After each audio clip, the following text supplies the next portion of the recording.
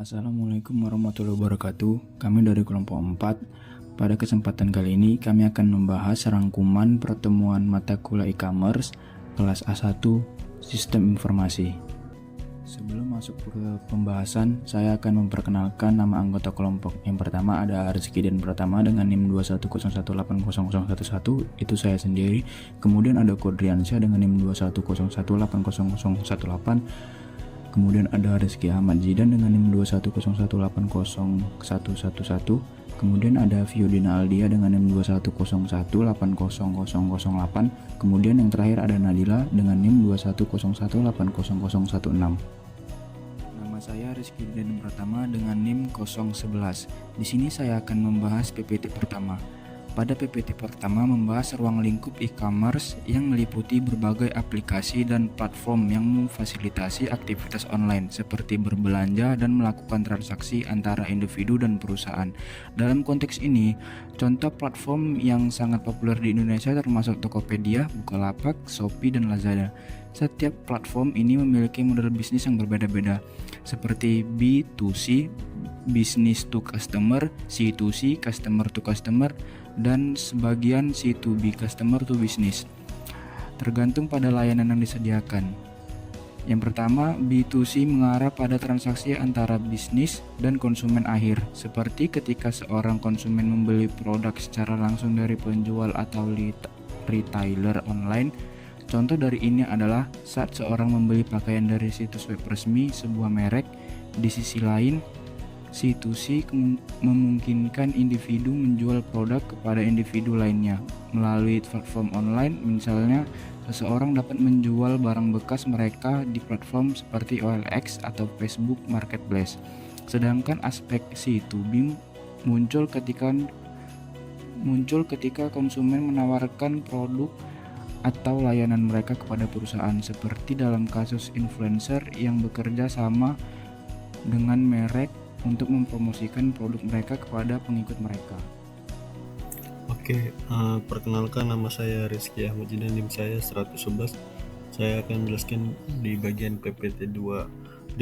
Diperkenalkan manfaat, tantangan, risiko, dan model bisnis yang terkait dengan e-commerce. Manfaat e-commerce untuk perusahaan meliputi kemampuan untuk mencapai pasar global operasional 24/7, pengurangan biaya, personalisasi layanan, inovasi model bisnis, dan time to market yang cepat.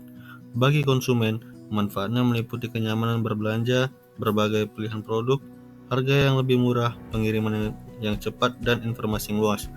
Manfaat untuk masyarakat mencakup kemudahan akses layanan publik dan peningkatan kualitas hidup. Namun, ada beberapa tantangan yang perlu dihadapi, termasuk masalah keamanan, kepercayaan konsumen, keterbatasan sumber daya manusia, budaya, dan masalah hukum. Risiko internal dan eksternal seperti kegagalan sistem dan serangan cyber juga menjadi perhatian utama. Model bisnis dalam e-commerce mencakup berbagai pendekatan, mulai dari brokerage hingga subscription, yang memiliki implikasi langsung terhadap strategi pendapatan dan penyediaan layanan kepada pengguna. Dengan memahami manfaat, tantangan, risiko, dan model bisnis e-commerce, perusahaan dapat mengembangkan strategi yang efektif untuk menghadapi lingkungan bisnis digital yang dinamis. Saya Nadila dengan NIM 016.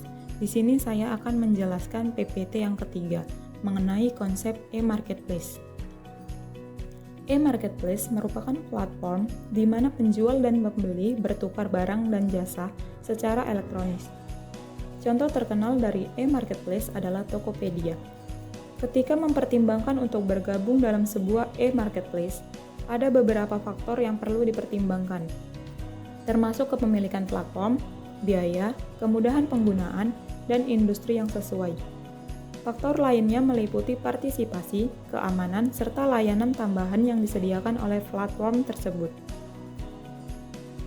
Keberhasilan dalam e-marketplace dipengaruhi oleh berbagai karakteristik, termasuk produk yang ditawarkan, industri yang dijalani, kualitas penjual dan pembeli, serta jenis konsumen yang dituju.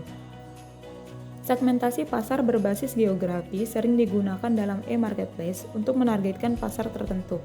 Selain itu, iklan memainkan peran penting dalam memperkenalkan produk kepada konsumen. Pelayanan pelanggan yang baik juga menjadi kunci keberhasilan, termasuk kemudahan dalam proses pemesanan, pengiriman yang cepat, dan respon yang cepat terhadap pertanyaan konsumen. Dengan memahami faktor-faktor ini, perusahaan dapat membuat keputusan yang tepat saat memilih dan berpartisipasi dalam e-marketplace. Selanjutnya yaitu PPT yang keempat, mengenai mobile m-commerce dan e-payment.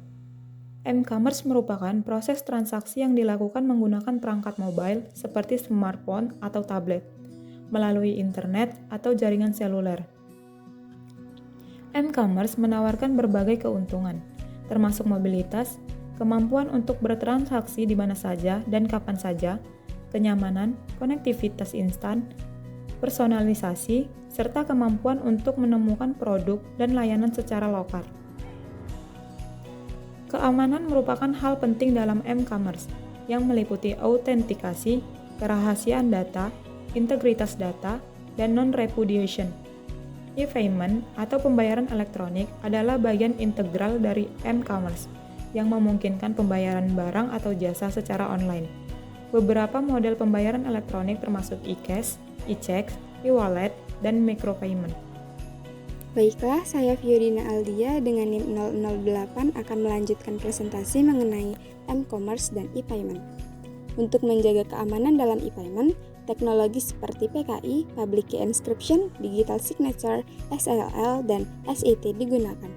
Dengan pertumbuhan penggunaan perangkat mobile, m-commerce menjadi semakin penting bagi perusahaan dalam memperluas jangkauan dan memfasilitasi kemudahan bertransaksi bagi konsumen.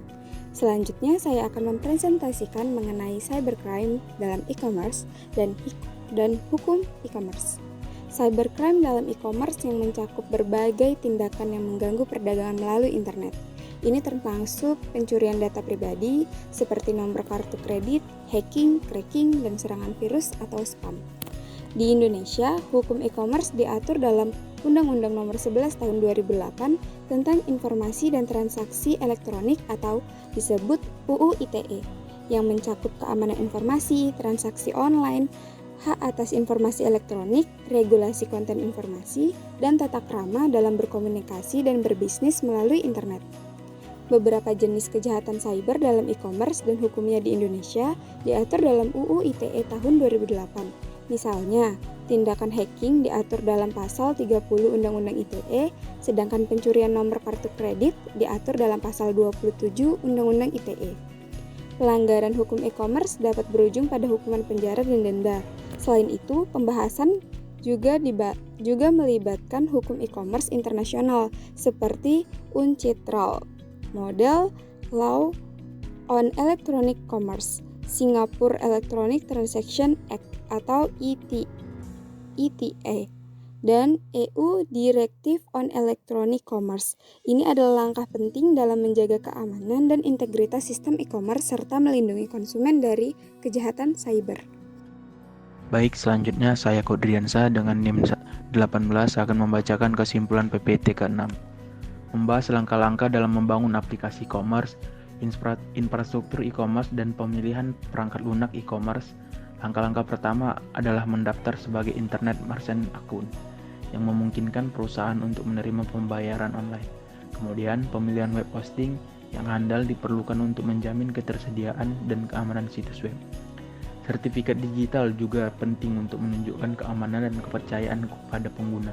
Selanjutnya, perusahaan perlu mencari provider transaksi online yang dapat diandalkan untuk memproses pembayaran dengan aman. Dan terakhir, pembuatan atau pembelian perangkat lunak e-commerce menjadi tahap penting dalam membangun aplikasi e-commerce yang fungsional dan juga efisien. Infrastruktur e-commerce meliputi teknologi informasi seperti internet, layanan direktori seperti DNS dan antarmuka yang menghubungkan hardware, software, dan pengguna. Pemilihan perangkat lunak e-commerce harus mempertimbangkan kebutuhan bisnis serta fitur dan keamanan yang ditawarkan oleh CMS seperti Pertastop, Gencard, dan Magento. Dengan mengikuti langkah-langkah ini, perusahaan dapat membangun dan mengelola aplikasi e-commerce dengan sukses. Sekian penjelasan rangkuman dari kami. Kami meminta maaf apabila ada kesalahan kata dalam penyampaian. Dengan demikian kami akhiri. Wabillahi taufiq wal hidayah. Assalamualaikum warahmatullahi wabarakatuh.